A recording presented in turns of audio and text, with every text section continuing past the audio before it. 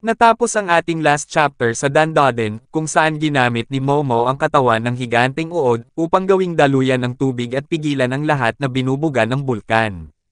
Nais namang pigilan ng pamilya Kito si Momo, ngunit biglang nagpakita ang Evil Eye at inatake silang lahat. Ngayon, atin nang simulang talakayin ang susunod na chapter ng Dandaden, at ito ay ang chapter 47 at 48.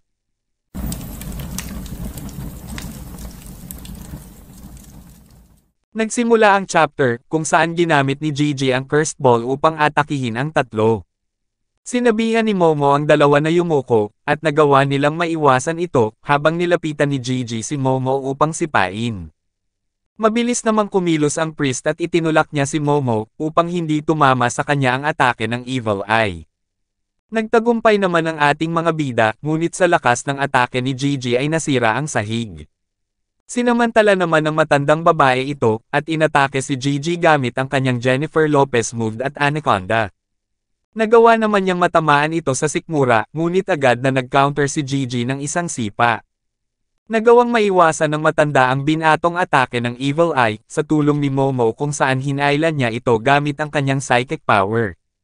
Ginamit muli ni Momo ang kanyang kapangyarihan upang pigilin sa pagkilos si Gigi, at tinawag din niya ang priest upang patumbahin niya ito. Nagtagumpay ang dalawa sa kanilang plano, at hawak-hawak na ni Momo si Gigi. Bigla namang lumipad ang curse ball patungo sa kanila, kung saan sinira nito ang psychic power ni Momo na pumipigil sa Evil Eye. Agad na bumangon si Gigi at mabilis na inatake ang priest, na naging dahilan upang tumalsik ito at bumunggo sa mga puno.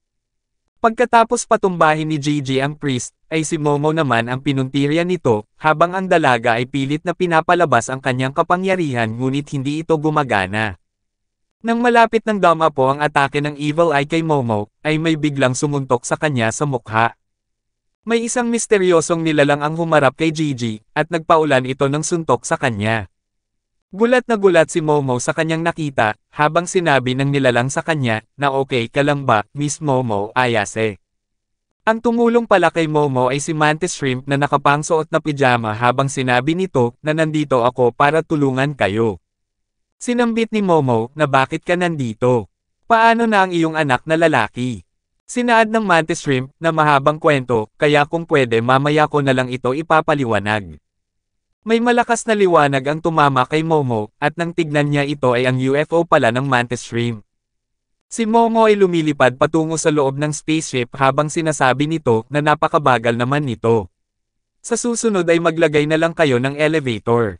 Matapos makapasok ni Momo, ay may isang tao ang bumaba sa liwanag habang sinasabi nito na lumulutang tayo, at natatakot ako. May isa pang nagsalita at sinambit nito sa kanya, na anong klaseng lalaki ka, tigilan mo ang iyong pagrereklamo. Nagulat si Momo sa kanyang nakita, dahil ang kanyang grandma ang bumababa ng spaceship, habang nakatayo ito sa likuran ni Taro. Sinambit ni Taro, na bilasan niyo sa pagbaba sa amin, habang sinaad ni Seiko, na ang sitwasyon dito ay talagang sakit sa ulo. Ang pangalan pala ng priest ay Manjiro at tinawag niyang master si Seiko. Sinabi ni Seiko sa kanya, na gawin mo ang Tokohami Emitam Incantation. Agad namang ginawa ni Manjiro ang pinag-utos sa kanya ng kanyang master, habang sinabi ni Seiko, na Taro, sa aking hudyat ay umabanti ka. Nang makababa na si Seiko ay dali-dali itong tumakbo patungo kay Gigi habang sinabihan niya ang Mantis Shrimp, na mag-umpisa na tayo kapa. Nagsimula ng maglaban ang tatlo, habang ang cursed ball ay biglang lumipad kay Kappa, na nagawa naman niyang iwasan. Pinaghahampas naman ni Seiko si Gigi gamit ang kanyang baseball bat, hanggang sa matamaan niya ito sa kanyang ulo. Agad naman nag-counter si Gigi ng isang sipa, na naiwasan ni Seiko at agad na gumanti ito gamit ang kanyang pamalo. Naiwasang muli ni Gigi ang atake ni Seiko, at sinubukan niya muling sipain ito. Muli namang nakaiwas si Seiko at agad na nag-counter ito, kung saan tinamaan niya si Gigi sa katawan at bumaon ito sa sahig. Sumigaw ng napakalakas si Seiko at sinambit, na Taro, ngayon na. Agad namang tumakbo si Taro papalapit sa kanilang kalaban, ngunit mabilis na tumayo ang Evil Eye at sinuntok ito na naging dahilan upang masira si Taro. Ang mga bahagi ni Taro ay biglang dumidikit sa kamay ni Gigi, habang ipinakita na ang mga piraso ng bahagi ni Taro ay mayroong ward against evil.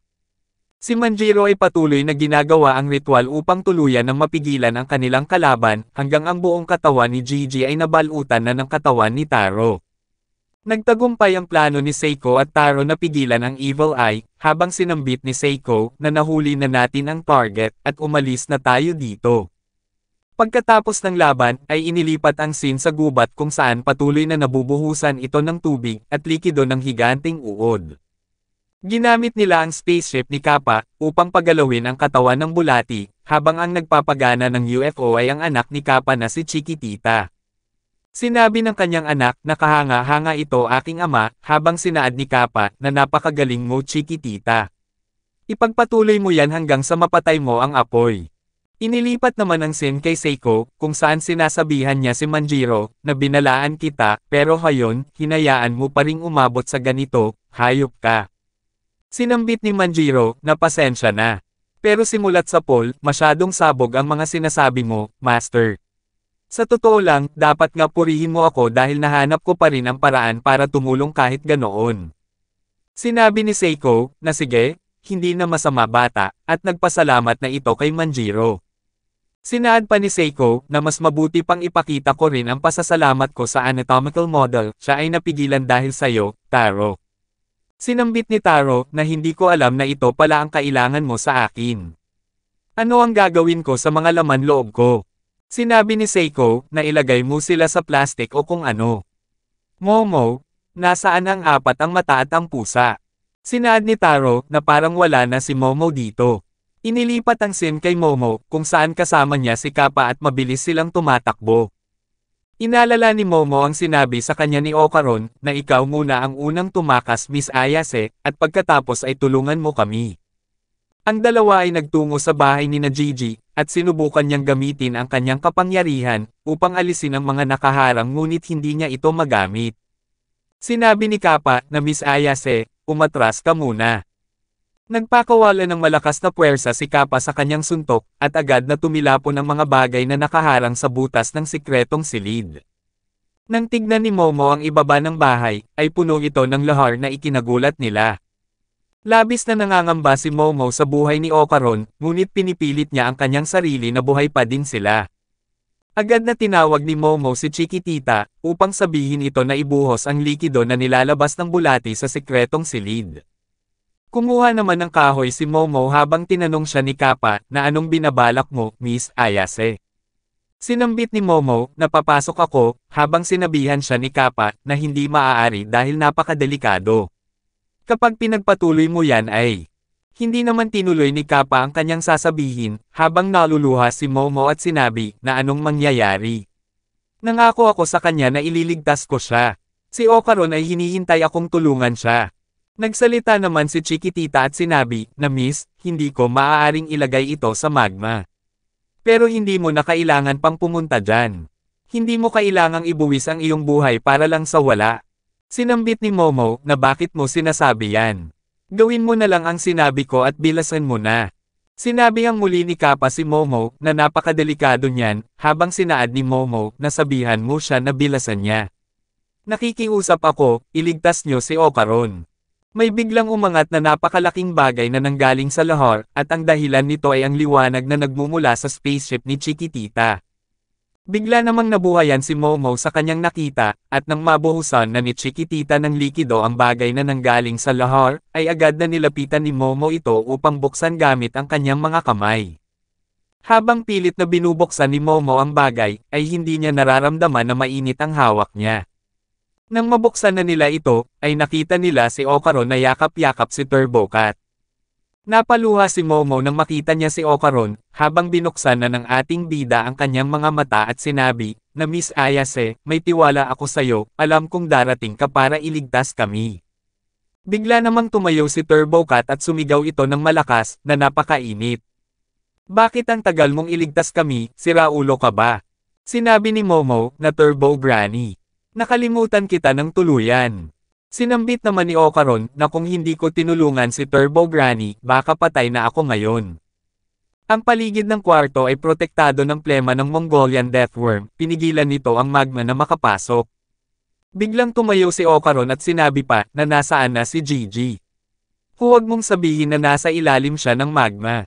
Sinabi ni Momo, na okay siya, hindi ko lubos na maintindihan kung paano, pero nakalabas siya gamit ang sarili niyang lakas, at nandoon na siya sa labas ngayon. Sinaad ni Okaron na ang sarili niyang lakas. Ibig sabihin, sinumpa pa rin siya. Tinutulungan ni Momo na makaalis si Okaron sa Likido habang sinasabi nito na nandoon pa rin siya pero dumating si Granny, kaya ayos lang ang lahat. Sinabi ni Okaron na ganun ba, patawad, sinabi ko na ako ang bahala kay Gigi, pero sa huli, wala akong nagawa. Bigla namang na out of balance si Okaron, at napakapit ito kay Momo na ikinatakot niya. Sinambit ni Okaron na pasensya na. Hindi ko ito sinasadya at bibitaw na ako. Nang bumitaw na si Okaron, ay nakayakap pa rin sa kanya si Momo. Sinabi ni Momo na ako dapat ang humingi ng tawad. Sinabi ko na ililigtas kita, pero wala man lang akong nagawa. Maraming salamat at buhay ka. Dito na natatapos ang chapter 47 at 48 ng Dandadan. Paki-like and follow naman po ng ating Facebook page, nasa description po yung link. Muli huwag kalimutang mag-like, comment, share at subscribe sa ating channel. Salamat.